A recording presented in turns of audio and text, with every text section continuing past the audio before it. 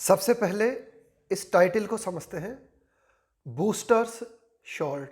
देखो, बूस्टर का मतलब क्या है कि कोरोना वायरस की वैक्सीन आपको लगा दी गई, इसके बाद में भी आपको लगता है कि भाई कोरोना वायरस की वैक्सीन जो है ठीक से काम नहीं कर रही, तो एक और एक्स्ट्रा डोज लगाई जाए आपको, उसको कहेंगे हम booster. Availability, coverage and scientific evidence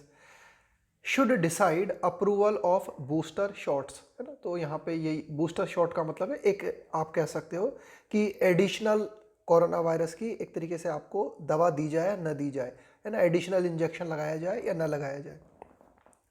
तो अवेलेबिलिटी, उपलब्धता। कवरेज, कि भाई आप कितने लोगों को कवर कर सकते हो, कितने लोग कवर हो चुके हैं। साइंटिफिक एविडेंस, इसके अलावा वैज्ञानिक प्रमाण क्या कहते हैं। इन बातों से डिसाइड होना चाहिए, शुड डिसाइड। अप्रूवल, अप्रूवल का मतलब है इजाज़त देना, किसी चीज़ की अनुमति देना। ऑफ बूस्टर शॉट्स, कि भाई ठीक है बूस्टर शॉट हम लगाना चाहते हैं, तो उसकी अनुमति देने के लिए हमें ये चेक करना चाहिए कि भाई कोरोना वायरस वैक्सीन जो है उसकी उपलब्धता हमारे पास कितनी है, कितने लोग जो है पहली और दूसरी डोज कितने लोगों को हम कवर कर चुके हैं। इसके अलावा साइंटिफिक एविडेंस क्या कहते हैं। इन बातों के आधार पे हमें डिसाइड करना चाहिए कि बूस्टर शॉट लगाई जानी चाहिए या नहीं। On November 22 the director general ICMR, कि भाई Indian council of medical research जो है ना, इंडियन, ये जो ICMR है, इसके जो डायरेक्टर जनरल हैं, इन्होंने 22 नवंबर को क्या कहा,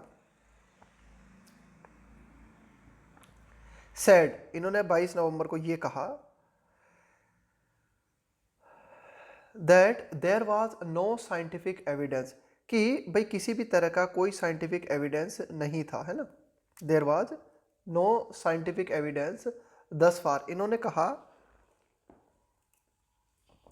कि भाई अब तक, है ना, that there was no scientific evidence, कि भाई किसी भी तरह का वैज्ञानिक प्रमाण हमारे पास नहीं था दस फार, अब तक। टू एडमिनिस्टर, एडमिनिस्टर का मतलब होता है जैसे कोई औषधि है ना, उसको वितरित करना, है ना, उसको डिस्ट्रीब्यूट करना, एडमिनिस्टर, है ना, उसको वितरित करना, जैसे कोई औषधि है, कोई ड्रग है, उसको वितरित करना। A booster vaccine dose to fully vaccinated people. Director general ICMR के डायरेक्टर जनरल जो है, उन्होंने कहा कि भाई अब तक हमारे पास कोई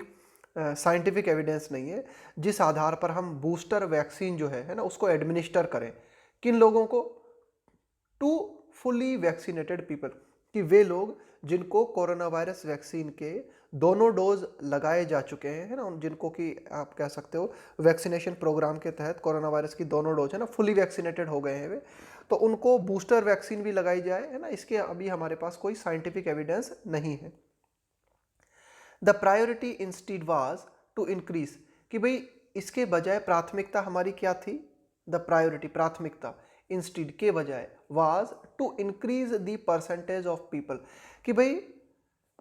उन जो लोग बाग है ना, कि भाई परसेंटेज बढ़ाया जाए, है ना, किन लोगों का परसेंटेज बढ़ाया जाए, who are vaccinated with two doses, कि भाई कहा गया कि हमारी जो प्राथमिकता है, वो प्राथमिकता ये है कि हम ज़्यादा से ज़्यादा लोगों की संख्या बढ़ाएं जिनको कि दो डोज मिल चुकी है ना, कि भाई ज़्यादातर लोगों को सिर्फ एक डोज मिली है ना। तो हमारा उद्देश्य ये होना चाहिए, हमारी प्राथमिकता ये होनी चाहिए कि हम उन लोगों का प्रतिशत बढ़ाने पर ध्यान दें, किन लोगों का, कि भाई जिनको दो डोज मिल चुकी है ना, ज़्यादा से ज़्यादा लोगों को हम कवर करें जिनको दोनों डोज मिल चुकी हो। The health minister too said the priority, health minister जो है उन्होंने ये भी कहा the priority was on fully vaccinating all adults, उन्होंने कहा कि भाई हमारी प्राथमिकता जो है, उन्होंने कहा कि हमारी प्राथमिकता जो है वो इस बात को लेकर है to fully vaccinating all adults, कि जो भी वयस्क लोग हैं ना, जो भी 18 साल से ऊपर के लोग हैं, जो भी एडल्ट्स हैं, उन सभी को पूरी तरीके से वैक्सीनेट किया जाए ना, उनको जो है कोरोना वायरस का टीका लगाया जाए। देन, के बजाय, है ना, then on booster shot immunisation. देखो, इम्यूनाइजेशन का मतलब क्या है, इम्यूनाइजेशन का मतलब है आपकी जो इम्यूनिटी है उसे और ज़्यादा मजबूत बनाना, आपका जो प्रतिरक्षा तंत्र होता है बॉडी का उसको और ज़्यादा मजबूत बनाना। ऑन बूस्टर शॉट इम्यूनाइजेशन, तो हेल्थ मिनिस्टर जो है उन्होंने ये कहा कि भाई हमारी प्रायोरिटी क्या है, बूस्टर शॉट पर ध्यान देने की बजाय ज़्यादा से ज़्यादा लोग जो हैं उन्हें हम क्या करें, दोनों डोज उपलब्ध कराएं। दो, यद्यपि, हालांकि, एडिक्वेट का मतलब होता है पर्याप्त, वैक्सीन्स वर अवेलेबल, हालांकि हेल्थ मिनिस्टर ने यह भी कहा कि भाई हमारे पास पर्याप्त वैक्सीन्स उपलब्ध हैं, लेकिन फिर भी हमारी प्राथमिकता जो है वो ये है कि ज़्यादा से ज़्यादा जो एडल्ट लोग हैं उन्हें पूरी तरीके से जो है फुली वैक्सीनेट उन्हें किया जाए, बजाय बूस्टर शॉट पर ध्यान देने के। Even when there was growing clamour, देखो क्लेमोर का मतलब होता है शोर शराबा, there was growing clamour from a few states, कि भारत के जो कुछ राज्य हैं उन राज्यों की तरफ से इस तरह का शोर शराबा देखने को मिला, ग्रोइंग का मतलब है बढ़ता हुआ, एक बढ़ता हुआ शोर शराबा देखने को मिला, फॉर बूस्टर डोजेस, कि कई राज्यों की तरफ से या कुछ राज्यों की तरफ से मांग की गई कि भाई हमें बूस्टर डोज दी जाए। Once the new variant with higher transmissibility, देखो ट्रांसमिसिबिलिटी का मतलब होता है संचरण, फैलने की जो क्षमता होती है ना किसी चीज़ की, जैसे वायरस है ना, वो किस स्पीड से फैल सकता है ना, किस स्पीड से लोगों को इन्फेक्ट कर सकता है, उसको हम बोलेंगे transmissibility. Once the new variant with higher transmissibility causing का मतलब है कारण बनते हुए, ह्यूज का मतलब है विशाल, सर्ज का मतलब है बढ़ोतरी, in cases in South Africa became known. अब यहाँ पे हम बात कर रहे हैं ओमिक्रॉन वायरस की, कि भाई साउथ अफ्रीका में है ना, कि भाई बिकेम नॉन का मतलब है जब इस बात की जानकारी हमें हो गई साउथ अफ्रीका में कि भाई केसेस जो है बढ़ते हुए नजर आए, और केसेस बढ़ते हुए नजर आए किसके कारण, कोरोना वायरस के नए वेरिएंट के कारण, है ना, ओमिक्रॉन वेरिएंट के कारण। तो जब ये बात सामने आई तो इसके बाद भारत के कुछ राज्यों ने कहा कि भाई जो है बूस्टर डोज दी जानी चाहिए। लेकिन जब विभिन्न राज्यों ने इस बात को रखा तो भारत सरकार ने क्या कहा, the government has reiterated, reiterate का मतलब होता है किसी बात को पुनः दोहराना, है ना, किसी बात को पुनः रिपीट करना। तो भारत सरकार ने इस बात को पुनः दोहराया that any decision on booster doses, कि बूस्टर डोज को लेकर किसी भी तरह का जो डिसीजन है विल बी बेस्ड, वह आधारित होगा सोलली, है ना, only on, solely on scientific recommendations, कि भाई वैज्ञानिक क्या कहते हैं, यानी कि वैज्ञानिक सिफारिशों के आधार पर बूस्टर डोज दी जानी चाहिए या नहीं दी जानी चाहिए, ये तय किया जाएगा, है ना, ऐसा भारत सरकार ने इस बात को दोहराया। ऑल्दो, यद्यपि, हालांकि, over 65 million people in the US are unvaccinated on October 21 a booster shot was approved for, देखो क्या कह रहा है, ओवर 65 मिलियन से भी ज़्यादा जो लोग बाग हैं यूएस में, अमेरिका में, आर अनवैक्सीनेटेड, वे अभी भी अनवैक्सीनेटेड हैं, लेकिन फिर भी 21 अक्टूबर को हमें क्या देखने को मिला, अ booster shot was approved for all about 65 years and certain categories of young adults, लेकिन फिर भी बूस्टर शॉट जो है उसको अनुमति दे दी गई अमेरिका में, किन लोगों के लिए, उन सभी लोगों के लिए जो 65 वर्ष से अधिक उम्र के हैं, एंड सर्टेन का मतलब है निश्चित, कैटेगरीज ऑफ यंग एडल्ट, इसके अलावा कुछ जो यंग एडल्ट्स हैं, है ना, कुछ विशेष कैटेगरी में आने वाले जो यंग एडल्ट्स हैं उनके लिए, और अबव 65 ईयर्स वाले लोगों के लिए बूस्टर शॉट की अनुमति अमेरिका में दे दी गई, है ना। It was later expanded, expand का मतलब है और ज़्यादा विस्तार कर देना, टू इंक्लूड ऑल एडल्ट्स, और इसके बाद में ये कहा गया कि भाई ये जो बूस्टर डोज है इसको और ज़्यादा एक्सपेंड किया जाए, अमेरिका की बात हो रही है, और सभी एडल्ट्स को, है ना, सभी वयस्क लोगों को कवर किया जाए। Many countries in Europe too have approved booster shots, कि भाई यूरोप में कई सारे जो देश हैं उन्होंने भी, है ना, ये टू आया है भी के लिए, हैव अप्रूव्ड बूस्टर शॉट्स, उन्होंने भी क्या किया है, बूस्टर शॉट्स को अप्रूवल दे दिया है, मंजूरी दे दी है। Having based there decision, at least having based there decision, देखो हैविंग बेस्ड, हैविंग के साथ में वर्ब की थर्ड फॉर्म आती है ना, उसका मतलब होता है ऐसा करने के बाद। तो कई जो कंट्रीज हैं यूरोप में उन्होंने बूस्टर शॉट को अप्रूवल दे दिया है, उन्होंने अपने डिसीजन को किस आधार पर जो है लागू किया है, having based there decision, at least का मतलब है कम से कम, पार्शियली आंशिक रूप से, on vaccine effectiveness data, on vaccine effectiveness data, कि भाई जो वैक्सीन हम उपलब्ध करा रहे हैं लोगों को, इफेक्टिवनेस, उसकी प्रभावशीलता कितनी है ना, उन आंकड़ों के आधार पर, भाई जो वैक्सीन है ये 100% इफेक्टिव तो है नहीं, है ना। कहीं आप कह सकते हो ये 80% इफेक्टिव है, कहीं 90% इफेक्टिव है। तो वैक्सीन इफेक्टिवनेस की के जो डेटा हमारे पास हैं उनको ध्यान में रखते हुए कुछ यूरोपियन कंट्रीज ने क्या किया है, बूस्टर शॉट को मंजूरी दे दी है। सच evidence has become available in India only very recently. तो आप कह सकते हो कि वैक्सीन इफेक्टिवनेस डेटा जो है वो भारत में अभी हाल ही में हमें उपलब्ध हुए हैं। सच एविडेंस, इस तरह के जो प्रमाण है, has become available in India, वे भारत में भी अब हमें अवेलेबल हो गए हैं ओनली वेरी रिसेंटली। लेकिन वे बिल्कुल अभी हाल ही में हुए हैं हमें ना, बड़े रिसेंटली। जैसे कि क्या एक दो स्टडी भारत में भी हुई है, उन स्टडी में हमने क्या पाया है, one study found Covishield 2B, ये 2B का मतलब होता है होना, है ना। ये 2 के साथ V1 है, ये EJMR है ना, B की फॉर्म है ये। तो one study found Covishield to be 85% protective, कि भाई एक अध्ययन में ये पाया गया कि कोविशील्ड जो है वो 85% इफेक्टिव है ना, कि भाई 85% प्रोटेक्शन प्रोवाइड करती है कोविशील्ड अगेंस्ट मॉडरेट और सीवियर डिसीज। देखो सीवियर डिसीज का मतलब होता है जब कोई बीमारी बिल्कुल गंभीर रूप में होती है ना, सीवियर है ना, सीवियर का मतलब बहुत ही गंभीर। मॉडरेट का मतलब है भाई ज़्यादा गंभीर भी नहीं है ना, लेकिन बिल्कुल ज़्यादा हल्की हल्की भी नहीं ले सकते आप इसे।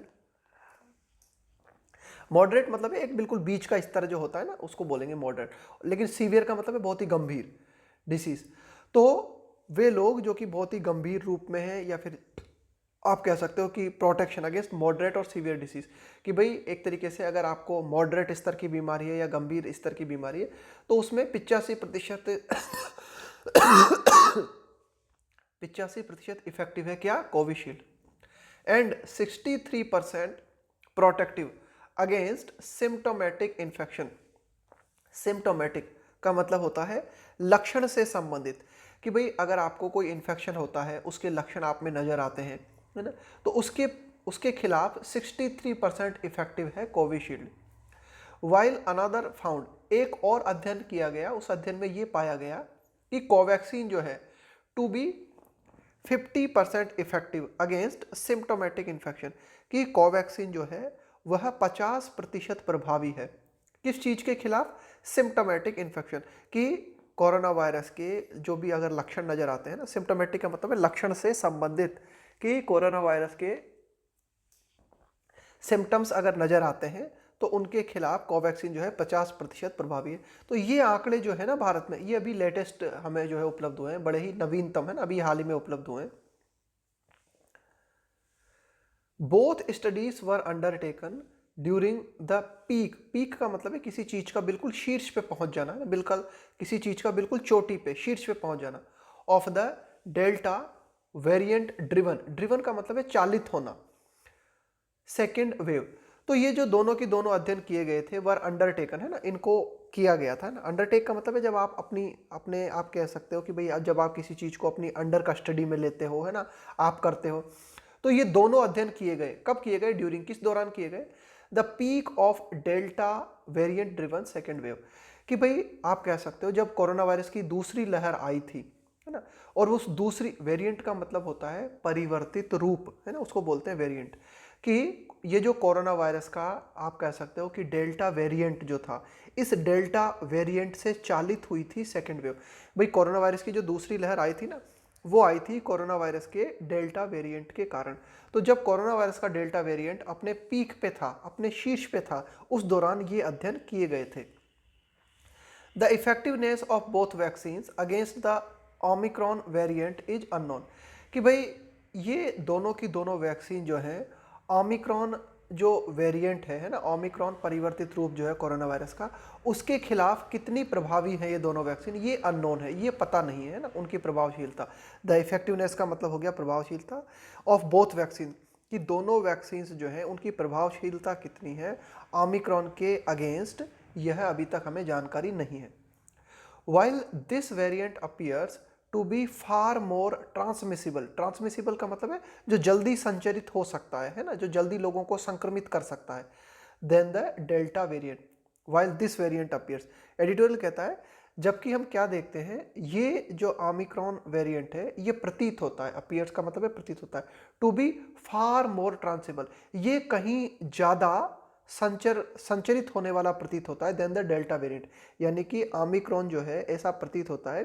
कि डेल्टा वेरिएंट की तुलना में अधिक जल्दी लोगों को संक्रमित कर सकता है। Disease severity and the age groups most vulnerable to disease are not fully known. लेकिन फिर भी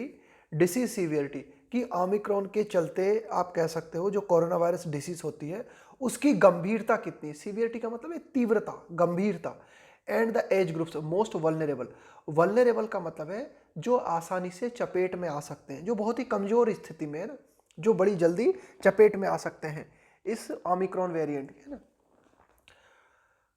के ना, to disease are not fully known. तो लेकिन इन लोगों की संख्या भी पूरी तरीके से हमें पता नहीं है ना। डिस्पाइट दीज अनसर्टेनिटीज, इन सब अनिश्चितताओं के होने के बावजूद, अनसर्टेनिटीज का मतलब हो गया अनिश्चितताएं, डिस्पाइट मतलब के बावजूद, कि इन अनिश्चितताओं के होने के बावजूद it might still be prudent, कि भाई यह जो है it might still be prudent, prudent का मतलब है बुद्धिमत्तापूर्ण है ना, टू अप्रूव बूस्टर डोज, कि भाई यह ज़्यादा बेहतर है ना, कि भाई हम क्या करें, ये बुद्धिमत्तापूर्ण है कि हम क्या करें, बूस्टर डोज को अनुमति दे दें फॉर पीपल, उन लोगों के लिए ओल्डर देन 60 ईयर्स, कि भाई ऐसे लोग जो 60 वर्ष से अधिक उम्र के हैं, एंड यंग एडल्ट, इसके अलावा युवा लोग है ना, हु आर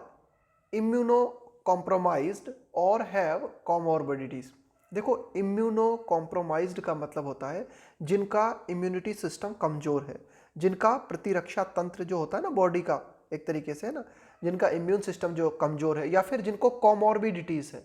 कॉमोर्बिडिटीज का मतलब होता है एक से अधिक बीमारी होना, कि एक तो आपको कोरोना वायरस हो गया, दूसरे आपको अन्य कोई बीमारी है ना, जैसे आपको सांस लेने में तकलीफ है, आपके लंग्स खराब हैं, आपकी किडनियां खराब है, या और भी कोई बीमारी हो सकती है। तो आपको एक से अधिक जब बीमारियां होती है ना, तो उसको कहा जाता है कॉमोर्बिडिटीज। तो एडिटोरियल का कहना है कि भाई ठीक है, कई बातें हैं जो अनिश्चित हैं, लेकिन इन सब अनिश्चितताओं के बावजूद भी यह ज़्यादा प्रूडेंट है, यह ज़्यादा बुद्धिमत्तापूर्ण है कि बूस्टर डोज जो है उसका अप्रूवल दे दिया जाए उन लोगों के लिए जो 60 वर्ष से अधिक उम्र के हैं, या फिर ऐसे युवा लोगों के लिए भी बूस्टर डोज को अप्रूवल दे दिया जाए जिनका प्रतिरक्षा तंत्र कमज़ोर है, या फिर जिन्हें एक से ज़्यादा बीमारियां हैं। But administering booster doses can not B, administrate का मतलब है वितरित करना है ना, प्रदान करना, booster dose can not B at the cost of increased coverage of the first dose